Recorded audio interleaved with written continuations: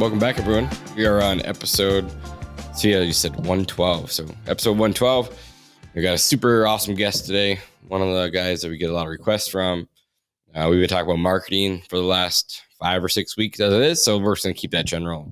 It's almost springtime for a lot of us in the service industry. So lawn care, pest control, we're going to be gearing up pretty quick. A lot of us have our budget sets for the year, especially for marketing.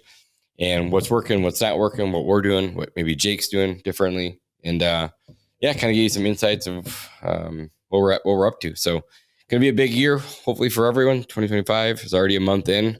So it's almost February 1st. So by the time this drops, it might be February 1st. Yeah, I think it will be. So yeah, lots going on. But welcome back, Jake Sheldon, marketing expert. A lot of people commented on his podcast. It'd be great to have him back. I think Jake's been here 2 or maybe it's your 3rd time even. Yeah, my 3rd time. Thanks for having me. But yeah, I'm excited about this one. You know, you and I talk a lot offline about marketing, what's working in your area across the United States, and figured, what the heck, let's get you back on and tell you what's been working. You spend millions of dollars in ad budgets. So it's like, what's working and what's not working. So welcome back to the show. Glad to have you guys here. So Thank you. Jake, real quick, why don't you just, you've been here before. Why don't you just give us a rundown of your background, how you got into pest control, how you got into marketing, and we'll go from there. Yeah, so just a quick background. Started in the advertising world pretty young. Started kind of building websites, messing around with Google, Facebook, things like that. Ended up running into a pest control owner when I was in Omaha, Nebraska. Long story short there, things went very well. And ended up getting equity in a pest control company that way. So I didn't come from like a pest control background, didn't grow up thinking I was going to be in the pest control industry. Just kind of the right place, right time scenario when it came to the advertising. So I am definitely an advertising guy. I always say that's my disclaimer. I'm not a bug guy. I'm an advertising guy. It's just what I love to do. I just happen to own a pest control company. And so that's what I committed myself to the last 7 years. Is I grew a marketing agency. I now sold that, but helped hundreds of pest control owners with their marketing, and now doing a few different things, but of course just scaling my pest control companies. So it's been a long road, and it's been really, really exciting. Met some of the most successful pest control owners in the industry while I had the marketing agency. So that was awesome to rub shoulders with some of the giants, and learned a lot over the last few years. But seems like, I just talked about this. I think it was just the other day. It's like the more you learn, it feels like the less you actually know as you go. But so true. You can deep dive on so many different topics and levels. Like, man, there's just so much to learn still. We've been at this for quite a while, Mm-hmm. Yeah, we're going to talk about marketing a lot. Talk about maybe forms of marketing, maybe where you would start today. I know you own a pest control company, you sold pest control companies, but if you were just to start from like ground zero today, where would you first start marketing?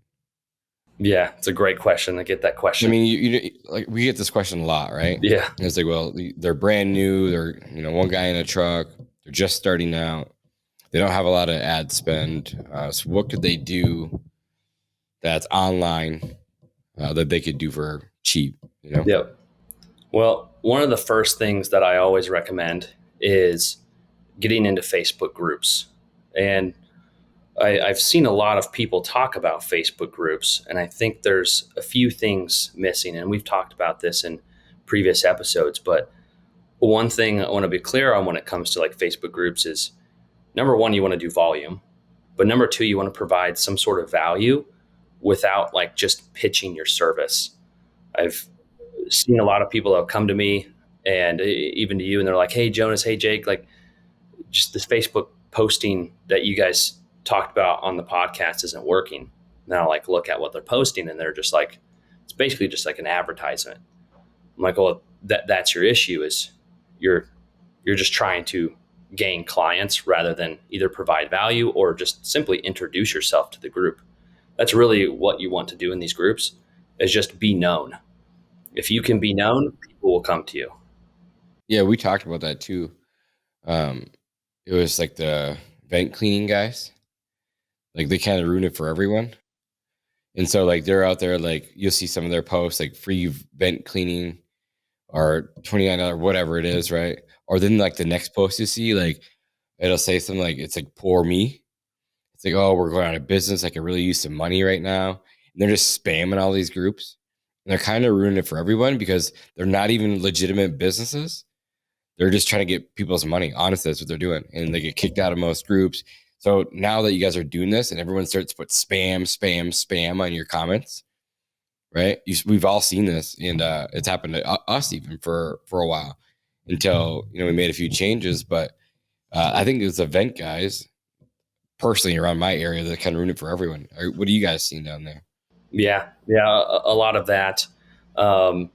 It does depend on your area too. I've seen it different every area, especially like the coastal areas. And the guys in, in New York would have to do a much, much different post than someone in like small town Nebraska, right?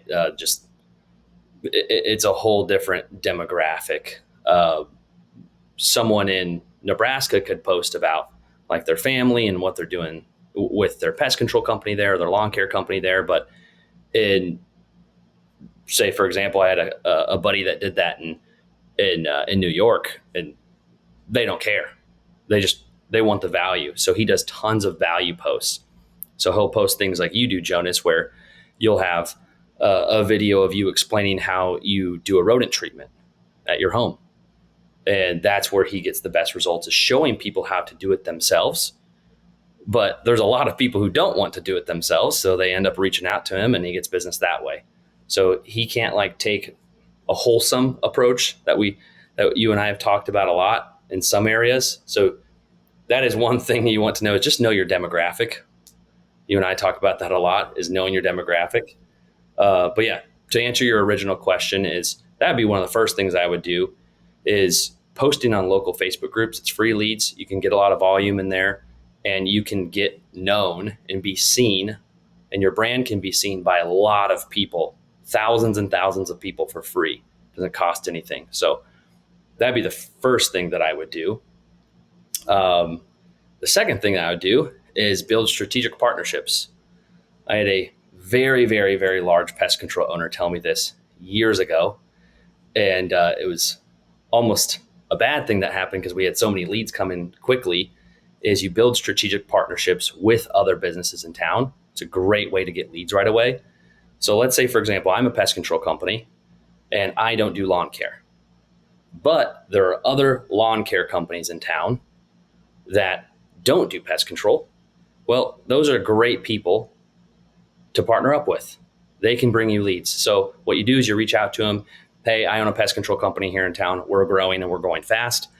I want to send my clients to you that need lawn care. If you send your clients to me that need pest control, it'll be a win-win scenario for each other. We can send business back and forth. How does that sound? Now, depending on the size of your business and the size of their business, that conversation can drastically differ. So you have to figure that out. Because if they have a massive company and you're just brand new, there's some differentiating factors, or vice versa. So I don't know how far in depth we want to go with that, but that is a fantastic way to get hundreds, if not thousands of leads right away. Because we've both done this, where you can send out a text to their customer list on their behalf and say, hey, we just partnered with XYZ company. We're super excited about this partnership. If you need pest control help, feel free to reach out to them here. Boom. Now we both see who it is that reached out to us. You got a bunch of leads that just came through like that. I've seen it change people's lives overnight. Are you sick of paying marketing agencies and not getting results? Well, we are hosting the #1 step-by-step class on how to attract and generate sales without paying a marketing agency or having a huge budget. Most lawn care and pest control owners get stuck at a ceiling because they're dealing with outdated systems or relying on guesswork waiting for the phones to ring. Our upcoming class this Thursday provides proven strategies to generate hundreds of leads without a huge budget. We'll show you how to build a predictable system to grow past $1 million. We show you how to automate your marketing. We'll also teach you how to delegate and build your team so you have more time. So click click the link in the description below. Trust me, you're not going to want to miss this. This is the one thing that I wish I had learned a lot sooner. Now, let's get back to the show. We know a kid that we were talking to a couple weeks ago. They got a list of like 2,000 people just by asking. Like an HVAC company. Pretty cool. And we've obviously done a lot in the past. And when you get to a decent sized company and you get a lot of other providers that you get to know in the industry, whether it's lawn care, HVAC, plumbing, whatever, and they reach out to you and like, hey, and they're trying to create partnerships too, right? So they reach out to you like, hey, we're looking for lawn care leads, and you're doing a fertilizing company, or they're looking for fertilizing leads, and you know, a pest control company. And people have reached out to us in the past, and they've worked very, very well. And of course, we go after the decent sized companies too, because we have a lot of leverage at this point, a lot of leads and a lot of customers. So it's easy to pass referrals. It works really, really well. So I'd agree with all that. At this point, you've spent $0 in marketing. Yeah, but and you can get a lot of business just from those two things, especially if you partner with the right people. Could you partner with the wrong person, do you think? Have you ever seen something bad? Oh yeah. Well, it was before. So this was probably about 3 years ago. Had a pretty good sized pest control company partnered with another really good sized plumbing company. And on the outside, it looked great. However, that company, the plumbing company, wasn't necessarily ethical, I guess you could say. I don't want to say any names or anything, but they weren't necessarily ethical. And their GMB reviews showed that. And I don't know why this particular individual didn't see that warning sign. I think they just saw, they're like, oh man, they have thousands of people that we can text, which is good on the outside. But if the company doesn't have a good reputation on Google, there might be a reason for that, so I would be very, very careful. I've seen a few horror stories. That was the worst one that I had seen, caused a lot of issues for him. So that would be something that I would really, really look at their reputation. They're going to look at yours too. So if you don't have a good reputation in town, you need to fix that.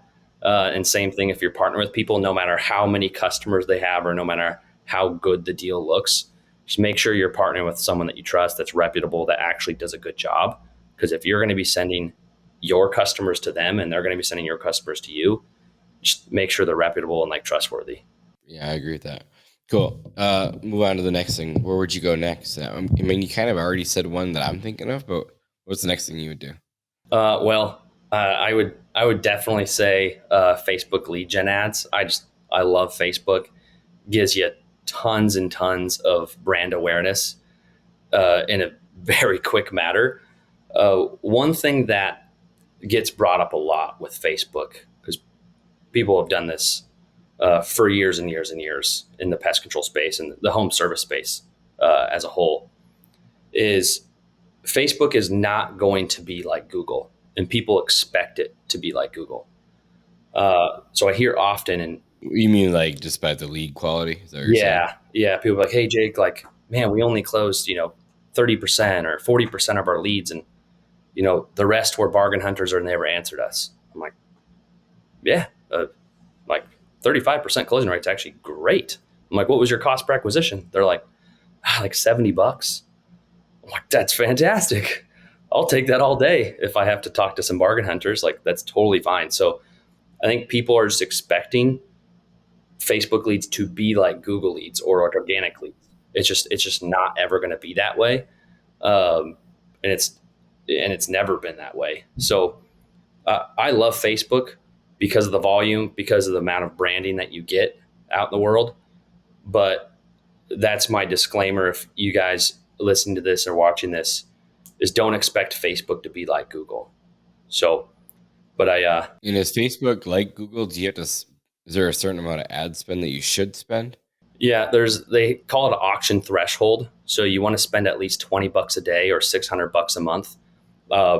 You'll see even when you start building out an ad, it will show like an auction sign, and then they call it a bid strategy. So if you're not ranking on the auction, you're going to be really, really low in the scroll. So people have to scroll really far in order to see you.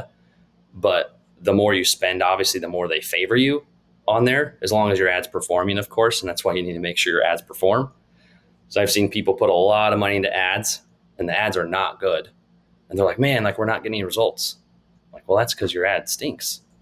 Yeah, you're spending a lot of money, but your ad stinks. You're never going to rank high on the auction if you don't have that going. So I will say that with that threshold, that's definitely going to rank you higher on the auction. If you're spending more than $600 a month, you're automatically going to be placed higher than people who are spending less than that. However, Now, is that as a like total? Like, just say you have 5 ads running at once. Is it cumulative like that, or is it just per like ad? yeah, campaign level is what they call it. So as long as you're spending $600 on the campaign level, you're fine. Um, but I was going to say, like, however, your ad still has to be good. It still has to convert, or it doesn't matter how much you spend. So you have to know how to like disrupt people, which obviously you're fantastic at with like your videos that you create. Because people are on, on scroll mode, right? They call it like a hypnotic rhythm while they're scrolling. So you have to be able to break their pattern. You got to be able to disrupt them. If you're going to do TikTok, Instagram, Facebook types of ads, they have to have a hook or a disruptor of some sort in order for them to work. And most people don't have. Yeah, and I agree with that, because like we've seen in the past too, where like you'll have some call, you're like, oh, my ad's not converting. You'll pull up their ad and we'll take a look at it, and it's like the picture of someone's house with like nothing in the front of it. Maybe like the grass is green, but you just don't even know what it is, or like a truck parked there, and the truck, you can't even see what they're doing or anything. It's like, well, yeah, this ad doesn't mean anything to us. Right. I saw an ad one day that was, I won't say the company name, but it was just a technician with their arms crossed. And then it didn't say anything on the ad, and it says, call us today for help. I'm like, if I didn't know what that company was, like I would have zero idea what that ad was even for, because it said nothing about pest control. And it's exactly what you're just saying is it has to have some sort of hook or some sort of disruptor. And that's unfortunately what most people are running on these platforms. And then they get frustrated when they aren't seeing results.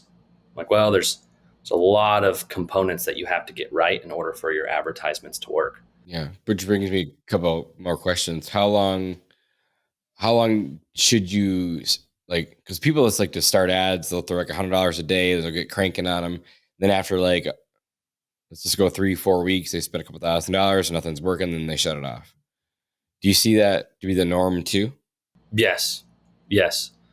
Um, and what do you mean by that? Just like the average business owner Yeah, there? I just see that I just see that a lot of times people just like they don't commit to sticking to it. Like stick to the program, wait it out, make sure you're looking at a lot of the insights of what's going on with your ad, things like that, and then to a course correct and try to adjust it to make sure these things do work, because it's not like an overnight success. It takes a minute, right? Right. Oh yeah. No, that's a great point. Yeah, because most people will start. They'll run their ads for like, let's just say 30 days, 40 days, whatever it may be. They're like, shoot, it didn't work. And actually, they were really close to it working. They just didn't quite get it dialed in fully. And there is a reason why marketing agencies tell you this takes time, is because it does. You need to find out what's working. They call it A/B split testing. And sometimes it could be something as small as a word in the advertisement, that you change that one word and it works. Or let's say it's a color. Say your ad is pink versus red. That could make the whole difference from a $300 acquisition cost to a $50 acquisition cost. Like legitimately, like we've seen that before, that just one color can change everything. So I think a lot of people will run ads and they'll get really, really, really close to that being a successful campaign. And then they'll quit right before as they're about to hit, quote unquote gold. It's like, oh, shoot, you were so close to having that work, but they just don't give it enough time for it to work or test. Yeah, and when you hit gold, will you know? Yeah. Yeah, for sure. Yep. And uh, there's I guess you can win silver too on the way. You're like, oh, that kind of worked. Our acquisition cost is, let's say it's $160, which for some people watching this, that's probably pretty good. I mean, I still would pay that, but you could be like, oh man, we just had to do $160, and that's when you want to scale and then start tweaking that one so you can hit gold. I would consider like gold between that $50 and $100 mark acquisition costs for what I do, the general pest side of things. But that's not going to happen right away. For sure. And it, like, usually another question then, like, and I know it's a lot about A/B split testing, but what would you A/B split test first, do you think? Because you hear like Russell Brunson or any of the marketing guys, it's usually like they come in and they can fix it in a day, because it's usually like the ad. It could be the ad copy. It could be the hook. It could be, where would you start first? Which one would you do first? Like, what would you start split testing? Yeah, if I were to like look at someone's ad, the first thing I look at is just the offer. It's the first thing that I ask. What's your offer? What's your offer? What's your offer? It's always the first thing, because your ad could be absolutely incredible. You could have the best image, or you could have the best video. You could have hired Leonardo DiCaprio to do your ad. You could have hired the best people ever to build that out. But if your offer stinks, it won't work. So you have to have a good offer. That is like everything to the ad. I've even seen people with like really, really bad images, or they were horrible on camera, but their offer was so good that it still worked. Like the guy was stuttering, he could have his belly hanging out, but it still works because the offer was that good. So that's the first thing that you need to look at when going to your ad. Yeah. Since we're on the Facebook topic, what about the audience? Like, I've seen a lot of people just go boost they'll just hit the boost button or whatever on Facebook, and like they can't target anything. They don't know their audience. Do you see that as usually a really big mistake too? Yeah, don't ever boost any posts. I mean, I admit it. I've done it in the past, and I didn't know any better. Yeah, and because Facebook kind of convinces you to do it. They'll have little stuff pop up, a little button there. They just want you to go spend the money. Yeah, yep. Zero control. Right. It is, and now that you know what the back end of Facebook looks like, now there's a lot more options when you build everything on the ads manager back end of Facebook. The boosting used to be fine. It's not now. You basically just wasting your money. So I wouldn't do any boosting. Doesn't put you on the auction. Doesn't give you as much control as you can, and it doesn't really produce leads. Very, very, very rarely seen boosting work. I would highly recommend against it, and run lead gen ads. I wouldn't do any boosting posts at all, actually. But as far as like the demographic, I know you and I were talking about this earlier. The reason why I like the ad side of things, the ads manager, is because you can get very specific on your targeting. If you own a pest control or lawn care company, you're not going to want to target a 18-year-old, 19-year-old boy that plays basketball. He's not going to buy your service. So why are you spending money on those, that demographic? So that's really important with the targeting as well, is making sure you're actually targeting the right people, and in your ideal customer too. So like what we do is we do like specific zip codes, a specific demographic. We really, really narrow things in, so we're not wasting money on, a demographic that's not going to work or convert. Yeah, I agree. From there, is there anything that you typically see that most people are missing? So we talked about the offer, audience, the hook, anything else that you see a lot? Yeah. So there's definitely a good way to write ad copy as well. Ad copy is just the advertising words, I guess, if you will, that are in there. You want to have a compelling message in there that is going to convince people to either call you or fill out a form. So you need something convincing enough to get people to do that. Because again, they're scrolling through Facebook or Instagram or whatever it may be. And that message has to be convincing enough for them to make that decision. So that has to be done well. Your offer has to be done well. And then your hook, which is either an image or a video, also has to be done well. There's a lot of components that go into that. But if you have those components together, your ad's going to work. Yeah, and then most people do you think it's a good idea to have your website in there? Like, you have build out a landing page? Like, is that where you would start?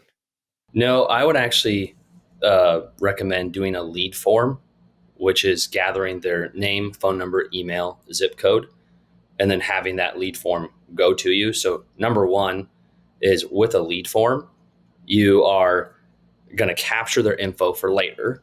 So let's say you're running ads now and they don't buy now. Well, you have the opportunity to sell them later in a later date. So that's why I like lead forms. And of course, you have the opportunity to sell them right now as well.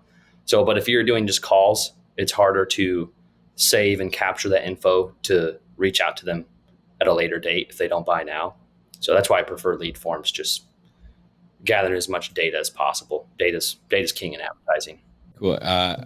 Anything you want to go over on Facebook before we jump to the next? I don't think so. We want to targeting, the hook, the offer is important, the messaging, lead form. I would say those are like the key components. If you have those right, A/B split testing. Make sure you're always testing. Oh, that's actually one thing I want to say too is you have to continually test. Even if you have an ad that works very, very, very well, you have to continue to adjust it, or it's going to die out. Facebook even calls it creative fatigue. So you have to have a rotation of ads that work well, which is what I do is we have a rotation of ads that just work all the time. And so it's really easy for us now, just boop, pop it in whenever an ad stops working. Then you just go on a rotation. Cool. From there, okay, where would you, in 2025, where would you put your marketing dollars? Well, I had someone tell me this a while back, large pest control owner, and he was saying one of the best ways to grow is just from your current customer base. And you and I both do this, but gamifying your referral process. So instead of spending a ton of marketing on, Facebook, Google, which again, I do both of them. But if I could spend all my marketing dollars on paying my customers to refer us, that's what I would love to do. If I could give all my budget to my customers, that's what I would want to do. However, I just know that's not realistic to do all of that. However, if you gamify your referral strategy, make it fun for people to refer you, give them incentive to refer you, you will get way more referrals than you're used to. So that would be a fantastic place to put your marketing budget, is into your actual customers, because those leads, in my opinion, are probably the easiest leads to sell to, is when they're referred. Yeah, it's definitely the highest converting ones ever. They're already basically sold, before you even get them on the phone, which is great. I'm glad you brought that up, actually. It's a smart move, constantly selling into your customer base and get them to refer, for sure. You talked a little bit about your LSA earlier on Google My Business. Would you make sure to set that up first, of course? Yeah, we don't do any CPC ads anymore, cost per click ads. They're not quite as effective as they used to be. And for most areas of the country, they've gotten extremely expensive. Even LSA in some of these parts, like some of you watching and listening to this might already be experiencing that, as LSA is getting more expensive as well. However, it's still very worth it for us. Our cost per acquisitions are just still in line with it making sense for us. And the lead quality is fantastic. So I really like LSA. I know some of the guys and gals that are watching this, their cost per acquisition on LSA is outrageous, which that's going to be for something. I've heard of $300 in some places for just general pest. But in our areas, it's much, much, much lower than that. So I would recommend LSA if it makes sense for you. That's for sure. Great quality. Definitely just get it set up, right? Get your Google My Business set up. Make sure you have that up and rolling. And then, just set up your LSAs. Takes a little bit of time up front. Get your licensing, insurance, things like that. But depending on your market, you could get them a lot cheaper too, And they're, like you said, usually when people are searching for you. It's gonna you're gonna show up because you're within their local radius where Google Business has us up to. I think it's like 30, 40 miles, something like that. But they're gonna be higher intent. So biggest thing there is kind of like going back to any leads is just make sure that you have a qualified person answering those calls, because they are sales calls, and if the person's not quite trained on sales, you might just be, I've seen it before where they're basically answering the phone, just having a conversation, like hanging out. And you're like, well, then they say like, well, we didn't close any of these deals. It's like, okay, well, where are those recorded calls at? Like, what recorded calls? Like, go to Google My Business or your LSA account and listen to the recorded calls. They're like, oh, I didn't even know that was the thing. And then you go in there and they listen to their calls, and it's like, yeah, now I know why we don't have any sales, because we just had a conversation with them, just basically hanging on the phone for 10 minutes. That person didn't even ask for the sale. Yeah, exactly. But depending on the areas, it can be really good. So I would, in 2025, it's basically free. So definitely start there. What I do like about it too is that it's a pay per lead, not a pay per click. So like they're actually going to call you, and that's when you get charged. If they're out of your service area or anything like that, you can dispute it, and just make sure you're staying up on top of it. Other than that, it's pretty straightforward, So that's where I would again start too. So throw my 2 cents in there. Of course, then I'm going to go the door knocking route. Talking to my customers, talking to their neighbors.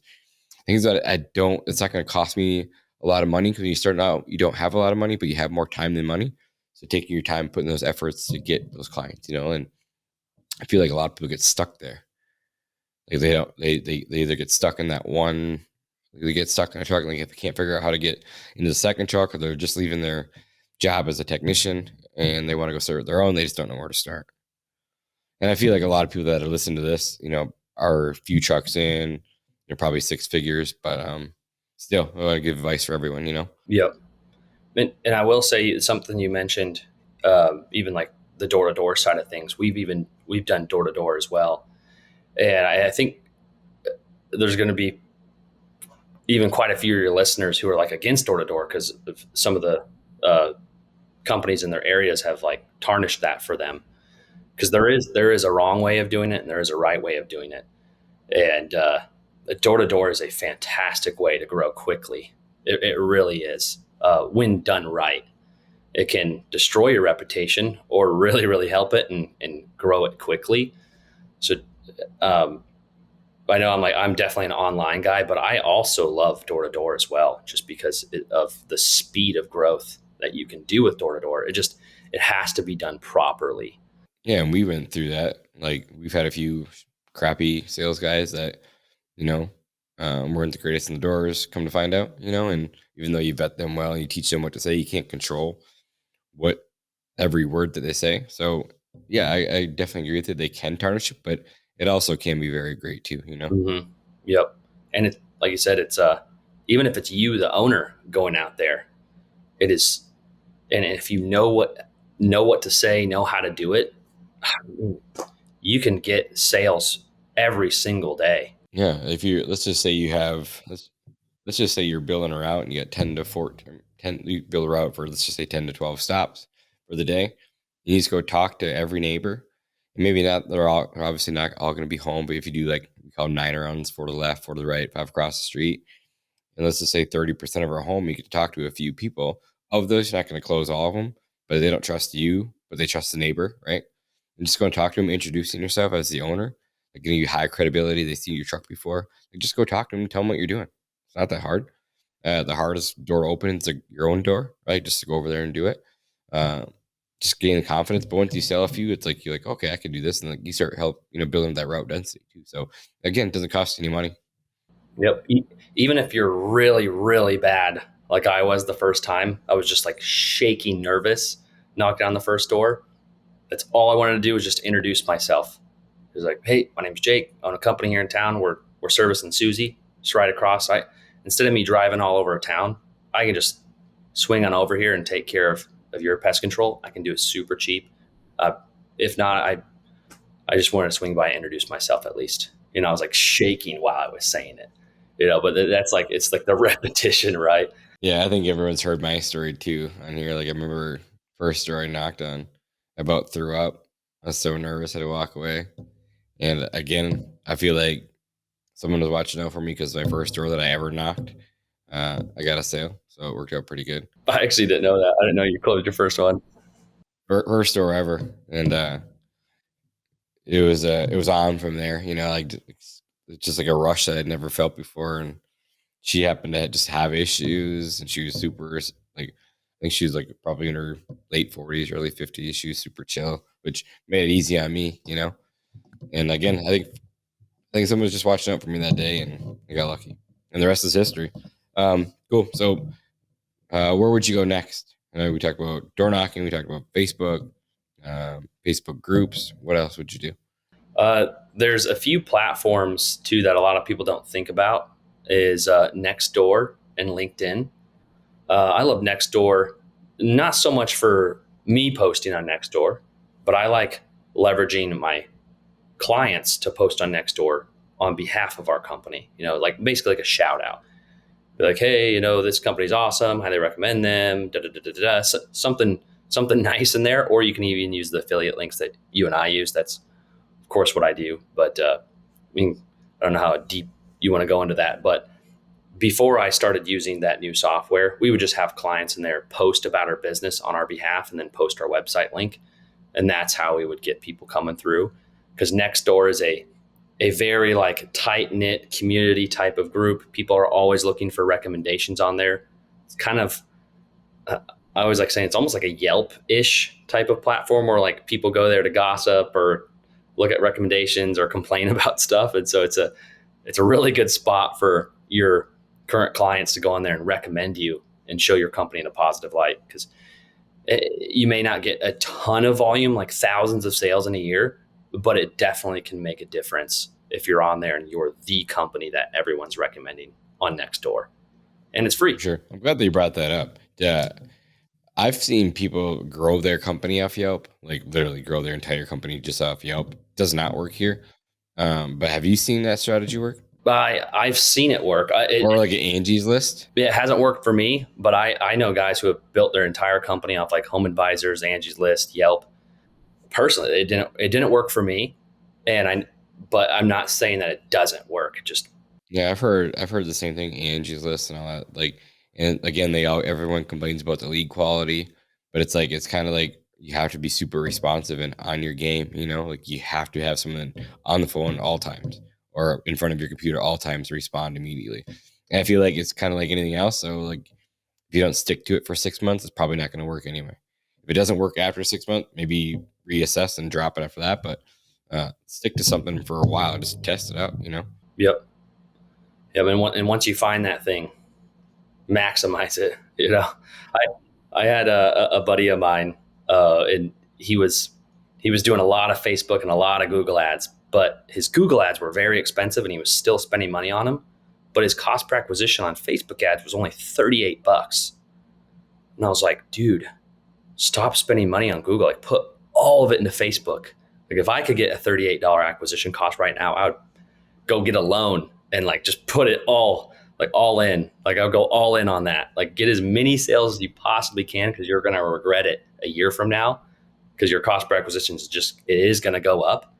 Just get as many sales, maximize that as much as you can right now. So that's what I would tell people. If you have something that's working, maximize it. Just dump as much as you can, realistically. But man, we've had some campaigns that work really, really well. I'm like, hey guys, we're going to triple our budget this month because it's working. And then we'll slow down later when it gets a little colder out. But like right now it's working. So let's dump some money. Yeah. And is there anything, my brain's going crazy right now, but anything else? Where would you go next? Is there anything else that you would like to chat about marketing? And then I'm going to have some questions for you. Yes. So one thing that I even learned from you, Jonas, is content.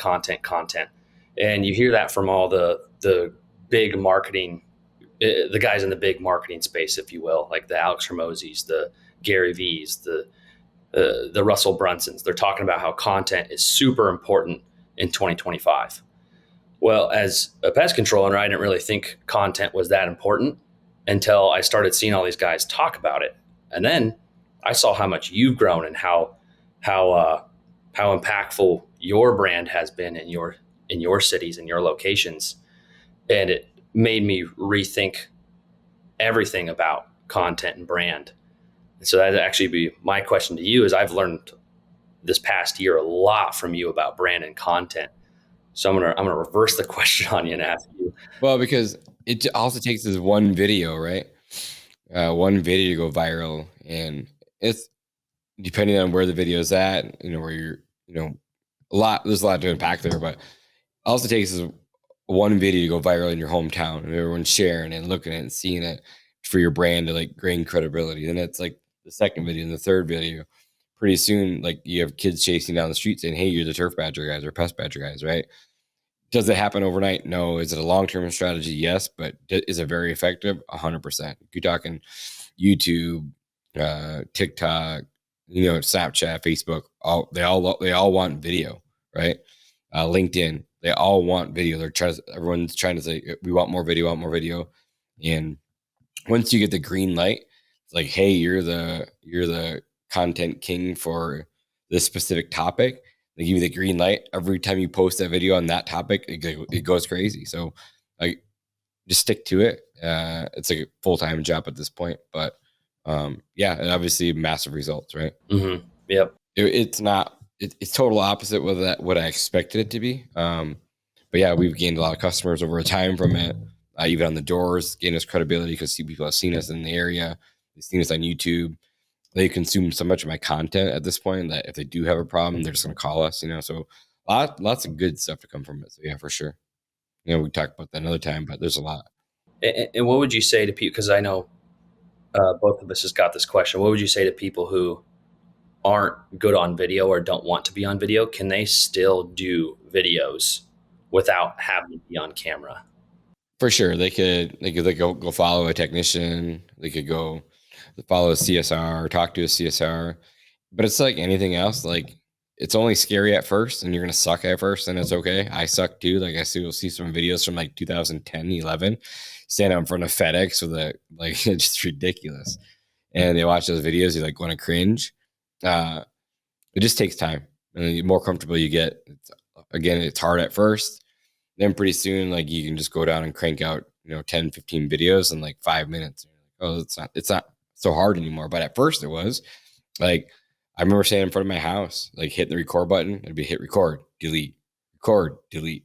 I sat there for an hour with zero video. And everyone's probably done it. So just turn it on, just start talking. If you screw up, who cares? Just keep rolling. And then at some point, you could get an editing team behind you, and you just keep rolling, and they know how to put it together over time. But when you're just starting out, just keep talking. That's probably the biggest mistake that I did. It consumed so much of my time, but I was worried about the little mistakes. Just let it roll, and you can always just go back and fix those little blurps that you have in there that are accidents. So yeah, I would say that would be the number one thing to just relegate. Love that. Yeah.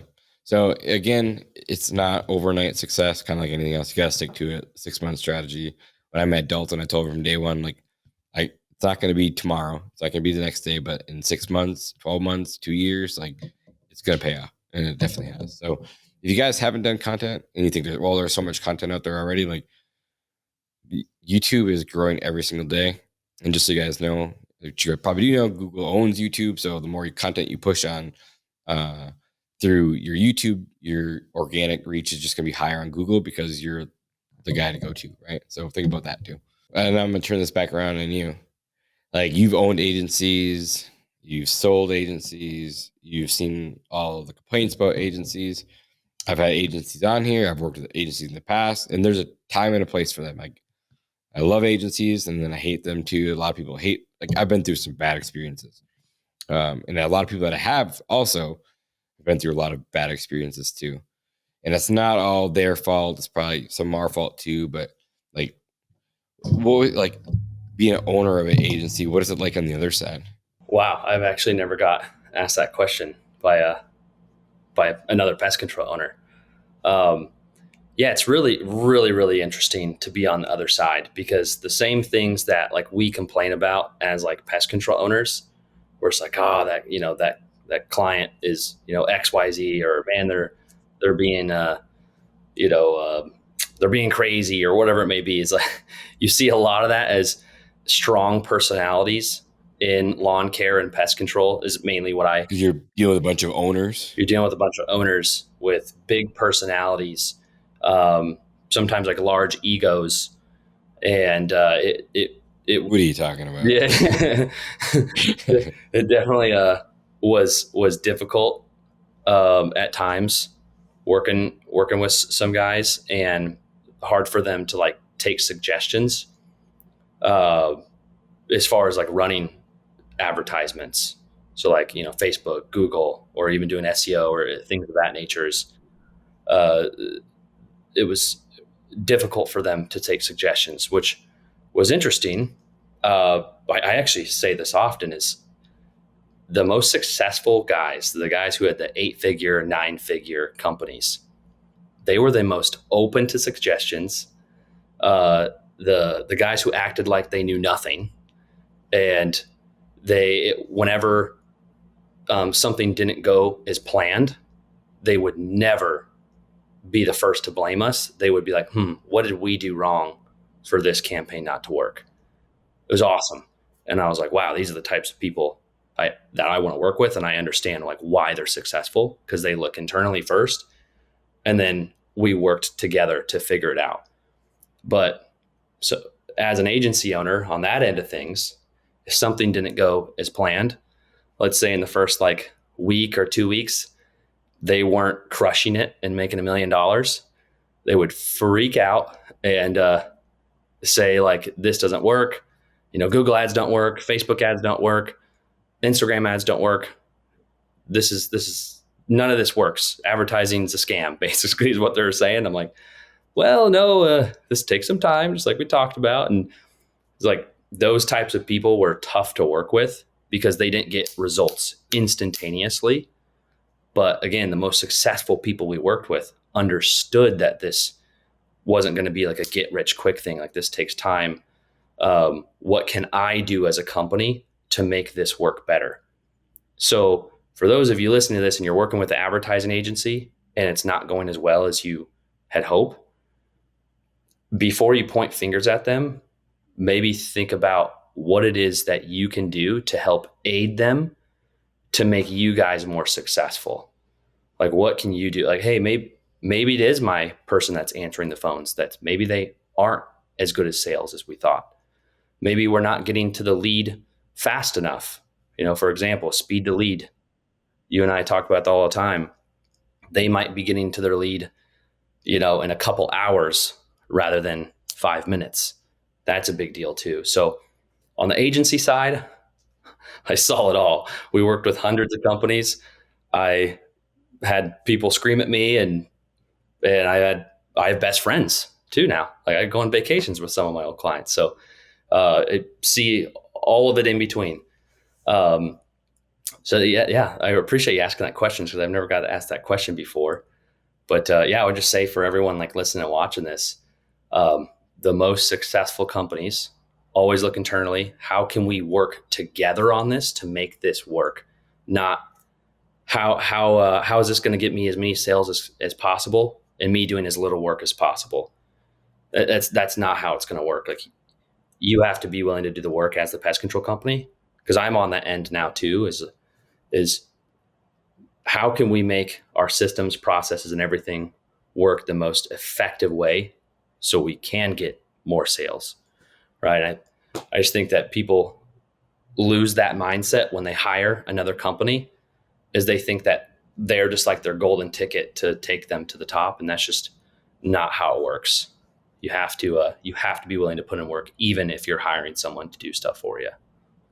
Right. Because, like, again, you can get them all the leads in the world, right?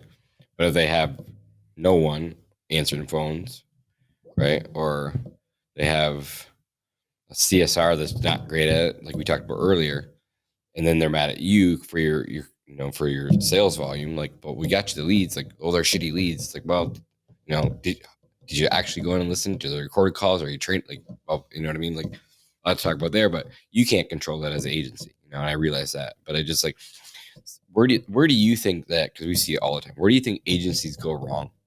I've had this conversation with a couple agencies now, but where do you think they go wrong? Where I think they go wrong is communication and expectations. So even in the beginning of my agency, I had a pest control company, so I was telling people what I was producing for my pest control company, and that was wrong because everyone's area is different. So like I was in Kansas City, my cost per acquisitions were going to be way lower than like an LA or a Dallas or a Phoenix or New York.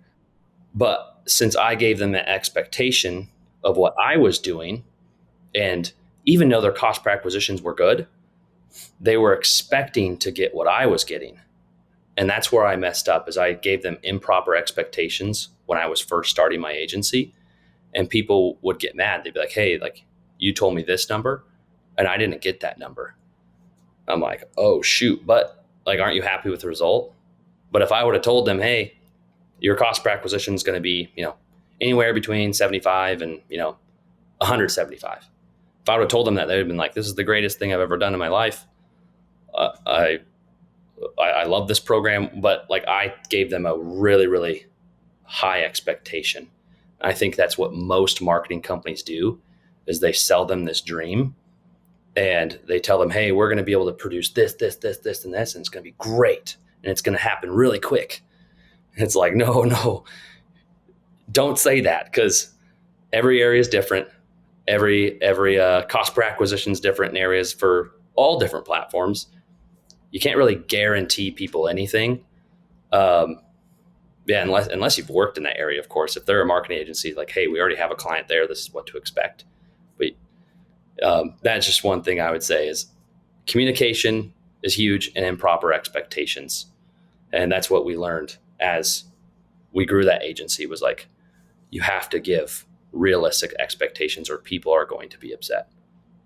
Yeah, and I think another thing is, from my personal experience, is just not knowing where your budget went. Like they would tell you, like, because this is where you spent your money, but with like no results to show. Like that was like few years ago, and a lot of things have come a long way to make it so it's better. But that was a big frustration. Like, oh yeah, just give us more money. So he needs more money. Well, where did the first $5,000 go? Well, we just went into our ads. So, okay, where? Like, how many? You know what I mean? Like, we didn't know anything. It was kind of just, it was like a hope and a dream. So just make sure you have good data, right? And I will say too, there are good marketing agencies out there, and there are definitely bad ones. I would be careful of hiring people who are saying fluffy things like, "Oh, we'll get you, this many clicks, this many impressions, this many like." As an owner, I don't care about that at all. How many leads and how many sales am I going to get? I care about what's going to generate me money. So unless you're hiring it for SEO, of course, that's a whole different conversation. But if we're talking like getting results, that's what I care about. I need results. I'm not a $100 million company. I can't just spend money. Like I need results to happen. And I know most of the listeners are like that too, is I don't want to pay a company just to tell me a bunch of fluff. I don't want to waste money on fluff. I want results. And so that's what I would be caution when going into doing business, is like, what can I expect? Like, what's my expectation, and like get an honest expectation from them. And if they can't give you that honest expectation, then you might need to do some more research. Yeah, and like communication, just like, hey, we're gonna have a monthly, bi-monthly, weekly meeting or whatever it is for kickoff, and like that kind of thing. Like going over ad budgets, going over like everything that you guys are doing in the back end, like to make sure like, hey, we're all on the same page here. Like I've worked with agencies where they built a website and then like they copied and pasted my old website basically, and then I asked them to change what they copied and pasted, and then they want to charge me additional money. Like I've been through a lot, like early on. A lot of things have changed, but I've had some bad experiences. So, if you were, which I know you own a pest control company, but if you and you know marketing, But if you were just starting out, would you learn your own marketing early on, or would you hire it out? I would learn it.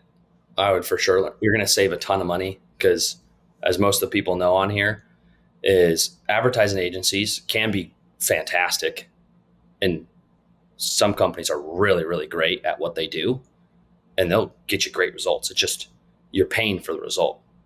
They charge for that result. So if you're starting out, I would definitely learn it because you're going to save a bunch of money and you're going to know what they're talking about too. So if you know like the terminology, verbiage, it's like now you know it. Now you know what they're even talking about. So you can't be BS'd, I guess you can say. I don't know if that's appropriate to say on here, but it's like you just can't be BS'd. It's my podcast. You can say bullshit if you want to. BS is weird. So, But and I agree with you. Like I feel like that was my fault early on too. Like I didn't know enough about any of it, and that's why I just trusted them to do it, right? And I should have been able to trust them, but like educating myself over the past few years on what everything actually means and like get into the nitty gritty. It's like now I get it, right? And a lot of it, like looking back, okay, some of it was their fault. And then some of it was our fault. Like we weren't even tracking leads at that point, like where they're coming from and blah, blah, blah, blah, blah.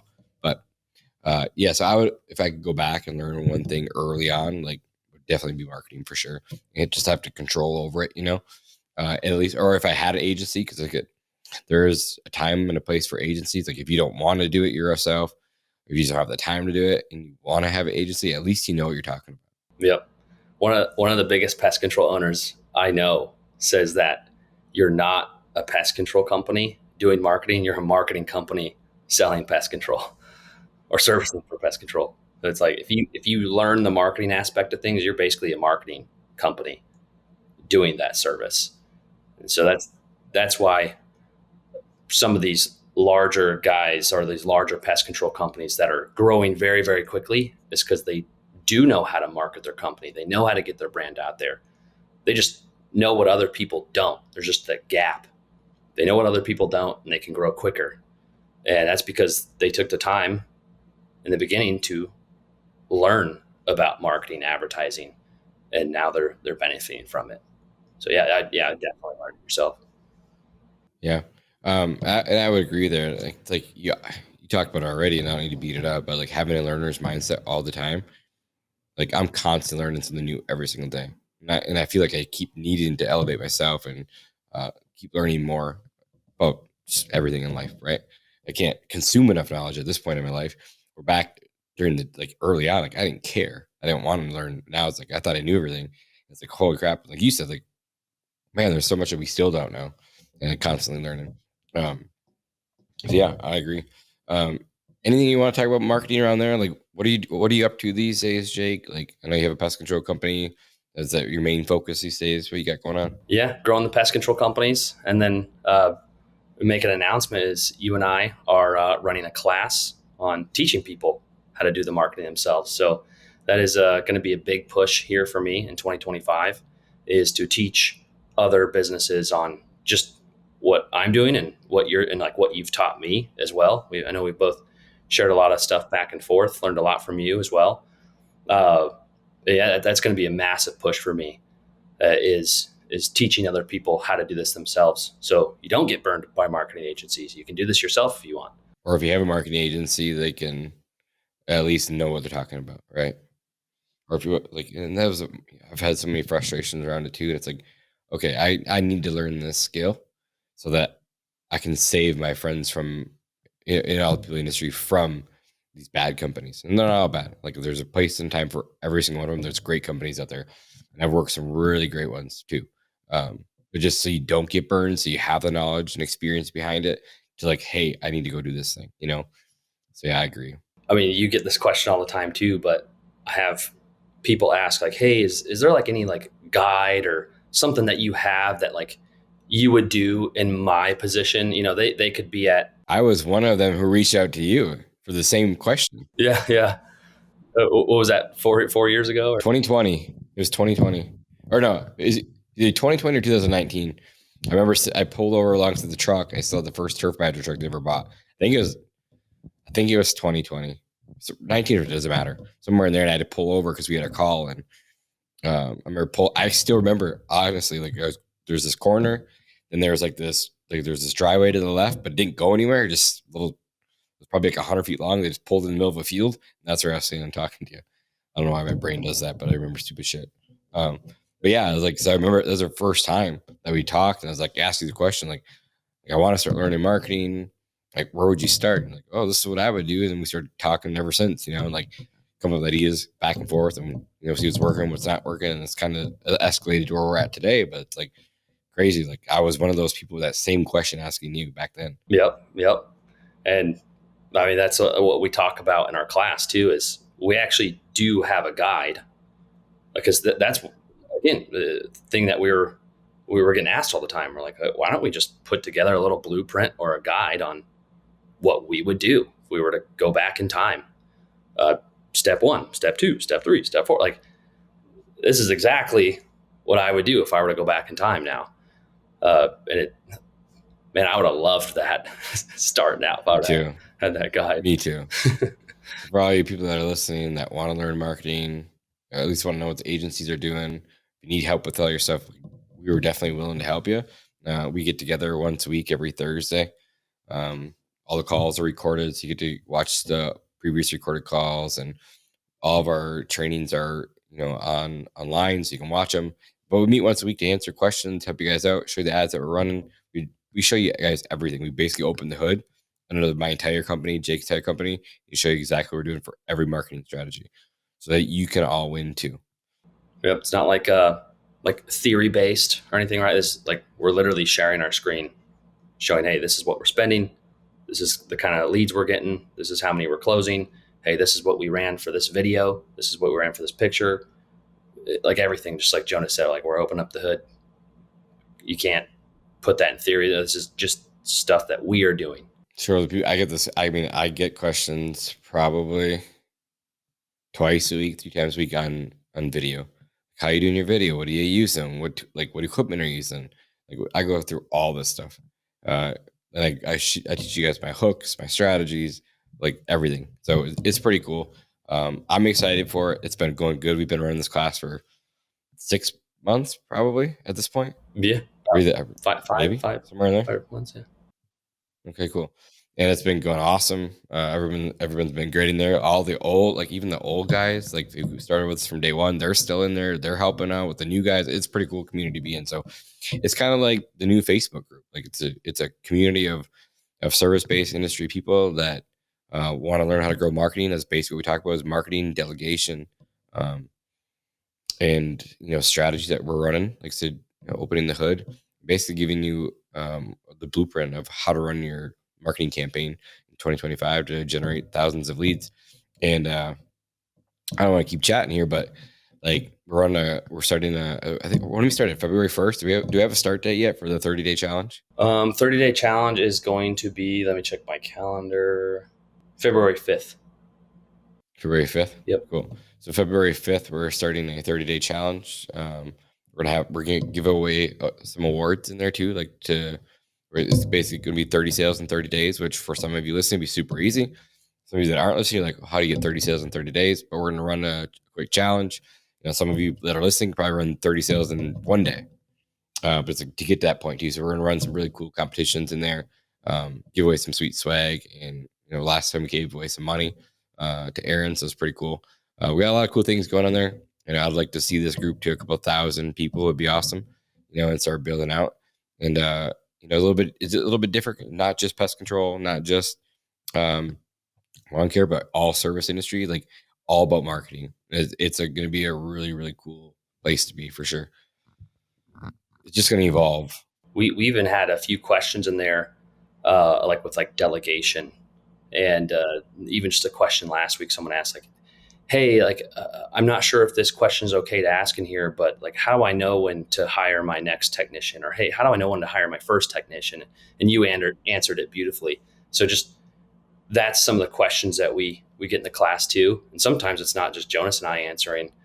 Sometimes there's guys in there that have built very, very successful companies that go ahead and answer. So that's what's nice about the group aspect of things too. And I think Monday or Tuesday, the next course will drop too.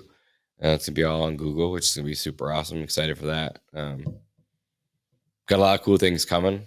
Really excited. Again, I'm hoping that this will help you build your own agency in-house for your company and help scale your own company. So really excited about all this. Hope you guys are too. But I just wanted to bring Jake on, and he's been here a few times, talk about marketing, what we would do, what we don't do, and show you exactly what we do. So Jake, you got anything else you want to chat about? That is everything. Really appreciate you having me on. Cool. Yeah, it was awesome. I'll chat with you soon. And thanks for sharing your knowledge as always. And if you guys have any questions, email us, call us, text us. Find us on social media. Pretty easy to find these days. So if you guys need things, give us a holler. But yeah, Jake, thanks for taking the time with us today. Appreciate it. Yeah, no problem. We'll leave our links in the podcast to join the class or learn more about the class. We'll have both those in there, so that way they can chat with us. And what's cool when we get these questions asked in the group, it's like, okay, well, we'll create a video on this thing because we're constantly updating too, which is cool. Mm-hmm. Awesome. All right, Jake. Well, thanks for being here today. Yep, we'll talk soon. Chat with you soon. See ya.